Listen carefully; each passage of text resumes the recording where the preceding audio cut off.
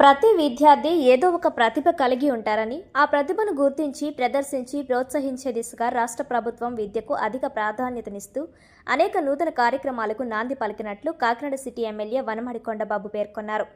కాకినాడ నగరంలో స్థానిక Salipeta municipal corporation ఉన్నత పాఠశాలలో జిల్లా పాఠశాల విద్యాశాఖ ఆధ్వర్యంలో జరిగిన జిల్లా స్థాయి విద్యా వైజ్ఞానిక ప్రదర్శన 2025-26 కార్యక్రమానికి జిల్లా సైన్స్ అధికారి శ్రీనివాస్ వినీల్ అధ్యక్షత వహించగా కాకినాడ సిటీ ఎమ్మెల్యే వనమాడి కొండబాబు, డీఈఓపీ రమేష్, నగరపాలక సంస్థ కమిషనర్ ఎన్వివి సత్యనారాయణ తదితరులు ముఖ్య అతిథులుగా హాజరయ్యారు. తొలుత డాక్టర్ సివి రామన్ చిత్రపటానికి పూలమాలలు వేసి నివాళులర్పించారు. ఈ సందర్భంగా వారు మాట్లాడుతూ, ఇప్పుడు చదువుకుంటున్న విద్యార్థులు చాలా అదృష్టవంతులని, ముఖ్యమంత్రి చంద్రబాబు నాయుడు, విద్యాశాఖ మంత్రి నారా లోకేష్ విద్యా రంగానికి అధిక ప్రాధాన్యతనిస్తూ ప్రభుత్వ పాఠశాలలో అన్ని మౌలిక సదుపాయాలు కల్పిస్తున్నారన్నారు. ప్రతి విద్యార్థి ఏదో ఒక ప్రతిభ కలిగి ఉంటారన్నారు. ఆ ప్రతిభను గుర్తించి ప్రోత్సహించే దిశగా అనేక నూతన కార్యక్రమాలకు కూటమి ప్రభుత్వం నాంది పలికినట్లు వారు తెలిపారు. మండల స్థాయి పోటీల్లో విజేతలుగా నిలిచి జిల్లా స్థాయి సైన్స్ ఎగ్జిబిషన్కు వచ్చిన విద్యార్థుల ప్రాజెక్టులు రాష్ట్ర స్థాయి, జాతీయ స్థాయి పోటీల్లో కూడా అవార్డులు గెలుపొందేలా ఉపాధ్యాయులు విద్యార్థులను తీర్చిదిద్దాలన్నారు. ఈ కార్యక్రమంలో డీవైఈఓ సూర్యనారాయణ, ఎంఈఓలు సుబ్బారావు, రవి, టీడీపీ నాయకులు బచ్చు శేఖర్, కుమార్, ఉపాధ్యాయులు, విద్యార్థులు తదితరులు పాల్గొన్నారు. ఎవరైతే విద్యార్థులు ఉన్నారో వాళ్ళు ప్రతిభను బయటికి తీయడం కోసం, వాళ్ళ శక్తిని బయటకు తీసుకుని, వాళ్ళకి ఆలోచన విధానాన్ని బయట తీసుకురావాలని ఆలోచనతో ఈ కార్యక్రమాన్ని ఏర్పాటు చేసుకుంటూ ఉంటాం. ఇప్పుడే చెప్పారు, మన కాకినాడ మన జిల్లా నుంచి 4 విద్యార్థులు సైన్స్ ఫెయిర్లో ఈరోజు ప్రతిభను సాటుకుని వాళ్ళు విమానంలో ఢిల్లీ వెళ్ళారని చెప్పారు. ఇప్పుడే చెప్పారు, మనస్ఫూర్తిగా అభినందిస్తున్నాను జిల్లా విద్యాశాఖ అధికారులను కూడా సందర్భంగా తెలియజేస్తున్నాను.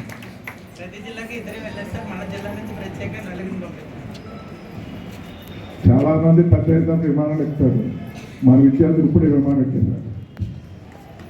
అంటే వాళ్ళు టాలెంట్ అంటే ఎంతమంది విద్యార్థులు ఉంటే 4 వెళ్ళవేంటి అంటే 4 కూడా బాగా శ్రద్ధగా అన్నీ కూడా తెలుసుకుని ఈరోజు వాళ్ళు ఫస్ట్ వచ్చారు. అంతే కాబట్టి వాళ్ళు వెళ్ళారు.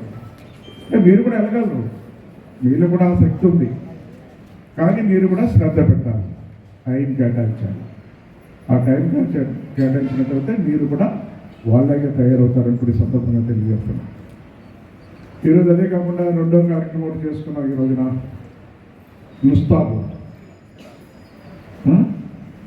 ముస్తాబ్ కార్యక్రమం ప్రారంభించుకున్నాం.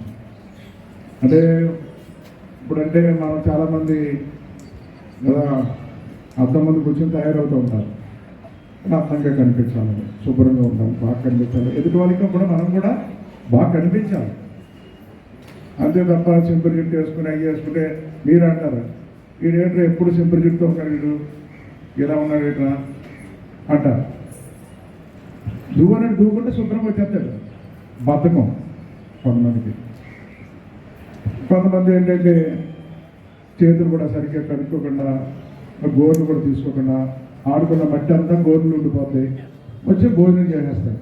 దానివల్ల అనారోగ్యం పాలవుతున్నారు.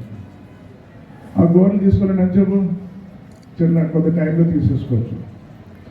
కానీ గోర్లు తీసుకొని మట్టి అంతా అందరూ ఉండిపోతాయి, చేతులు కడుక్కోకుండా భోజనం చేస్తారు, దానివల్ల అనారోగ్యం పాలవుతున్నారు. ఈ రోజున ఆ కార్యక్రమం కూడా ప్రభుత్వం తీసుకుంది. ఈ రోజున చాలామంది తల్లిదండ్రులు పిల్లలు దగ్గరని వాళ్ళకి అన్ని స్నానాలు చేపించి శుభ్రంగా తలుగుతారు, బట్టలు వేస్తారు, పంపించే వాళ్ళు ఉన్నారు. కొంతమంది పంపించలేరు. అది కూడా చెప్తాను నేను. ఎందుకు పంపించలేరంటే నేను కూడా విశ్లేషణ చేస్తాను. కొంతమంది తల్లిదండ్రులు కూడా పనిలోకి వెళ్ళిపోతున్నారు. ఈ రోజున పనిలోకి వెళ్ళిపోతారు. ఉదయం లేచిన వెంటనే పనిలోకి వెళ్ళాలి వాళ్ళు.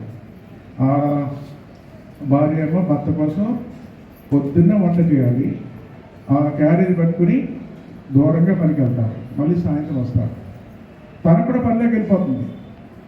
చూసారు, ఒక ఇంట్లో భార్య భర్తలు కూడా పనిలోకి వెళ్ళిపోతున్నారు. అలాంటప్పుడు పిల్లలను సరిగ్గా చూసుకోవడం ఉంటుంది. వాళ్ళ ఆర్థిక పరిస్థితి బట్టి ఉంటాయి కొన్ని. కొంతమంది తల్లిదండ్రులు పిల్లలు బాగా ఉదయాన్నే లేచినన్నీ బ్రష్ చేసి స్నానం చేయించి శుభ్రంగా బట్టలు వేసి నీట్గా పంపిస్తారు. అది కూడా ఉన్నాయి. అంటే అలాంటి పిల్లలు కూడా ఉన్నారు. అలాంటి వాళ్ళు కూడా వీళ్ళగా తయారవ్వాలి.